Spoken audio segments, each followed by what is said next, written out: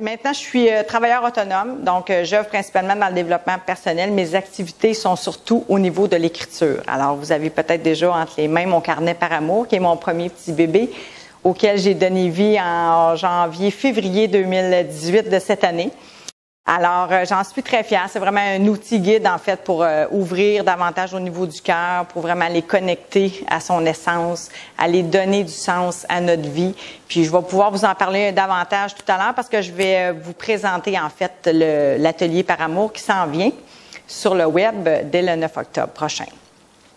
Donc, ceci étant dit, je me suis mis des petites notes aussi, c'est sûr. Donc, je suis aussi à titre d'infopreneur sur le web. Donc, c'est vraiment ma force, je pense, que d'aller recueillir des informations qui me touchent, qui m'aident aussi vraiment à donner vie à ces projets-là, mais à maintenir ma joie de vivre, mon goût de vivre, l'élan de vie. Donc, nourrir ce qui fait sens et joie dans sa vie. Alors, à titre d'infopreneur, je vous partage au niveau d'une page qui s'appelle « Donner un sens à sa vie ». Je pense que c'est tout un peu connecté pour la mission que je me donne un peu de semer amour et paix. C'est ce que je fais aussi ici ce soir. C'est pour ça que je suis devant vous. Donc, ensuite, j'ai un feel good book que j'écris, que j'avais commencé, que j'ai pris une pause d'écriture, mais je vais y donner vie bientôt. Donc, c'est le feel good book. En fait, ça le dit, c'est un livre qui vous veut du bien. Je vais pouvoir partager davantage un peu de mon parcours, du comment je me suis emmenée dans le mur pour éviter de futurs pièges, si je peux dire, malgré des fois les aléas de la vie. Des épreuves, on en a tous, donc on ne peut pas passer à côté des deuils, on ne peut pas passer à côté de la maladie, de grandes épreuves vont se poser sur notre chemin. Mais ce livre-là, je veux vraiment vous en livrer davantage sur le comment pour éviter certains pièges devant et ou face à l'épreuve pour pouvoir, comme Jean-Pierre le disait tantôt, transformer, se servir de cette épreuve-là pour grandir, pour y donner un sens, en fait, à nos souffrances. Alors, je vous invite à me suivre. Je vous invite aussi à vous abonner à ma page Facebook si ce n'est pas déjà fait pour vraiment suivre l'actualité, en fait, sur cette page-là. Venir vous nourrir et venir me nourrir aussi, parce que c'est un partage. Il n'y a pas que moi qui ai nécessairement quelque chose à dire. Au contraire, c'est vraiment un échange pour moi. C'est important. Puis d'ailleurs, même dans mes remerciements, j'ai oublié l'être la plus importante qui est ma mère. Ma mère qui a fait... En fait, qui m'a redonné, même j'ose dire, la vie suite à tous ces événements-là que j'ai vécu, que je vais vous raconter tout à l'heure. Mon chéri aussi, il y a tellement de gens qui participent, là. Je pourrais vous en nommer des connus, des moins connus, mais il y a énormément de gens qui vont participer, contribuer à nous aider à grandir. Alors, je vous invite vraiment à vous connecter à ces êtres-là. Donc, ceci étant dit, j'ai quoi d'autre aussi? Bien, j'ai sûr que j'ai l'atelier qui s'en vient, dont je vais vous parler. Maintenant, bien, je vais pouvoir tranquillement aller connecter avec ce côté-là un peu de communication, d'aller faire davantage peut-être de conférences. Je verrai comment la réponse, la connexion se vit. Alors, c'est ce qui me qualifie un petit peu au niveau professionnel présentement. Puis si je vous dis, bien vraiment, au nom de quoi je fais tout ça, vous allez le comprendre avec l'histoire que je vais vous raconter. De ma mère et moi, en fait. À l'issue de cette histoire-là, c'est sûr que j'ai un message que je veux vous livrer. Je veux vraiment vous inviter à vous connecter. J'ai le cœur à bonne place. Hein? il est bien placé. À vous connecter vraiment à votre être profond. À aller renouer avec votre nature, votre vraie nature. À cette petite voix-là, des fois à l'intérieur, qui vous appelle pour vous réunifier, pour vous réaligner sur vos élans de vie. Vos désirs profonds plutôt que ceux qui sont dictés par la société. Cette petite déconnexion que moi je dis au niveau du mental égo pour vraiment aller écouter la voix du cœur. C'est plus facile des fois à dire qu'à faire, je vous le concède. Mais moi je dis plus je pousse vers l'amour, plus l'ego recule. Plus je pousse vers l'amour, plus l'ego recule. On a besoin du mental, mais c'est simplement des fois de prendre conscience à quel point on est mentalisé, à quel point notre mental nous domine, à quel point le discours peut être dur, rigide, beaucoup moins bienveillant que lorsqu'on est dans le discours du cœur.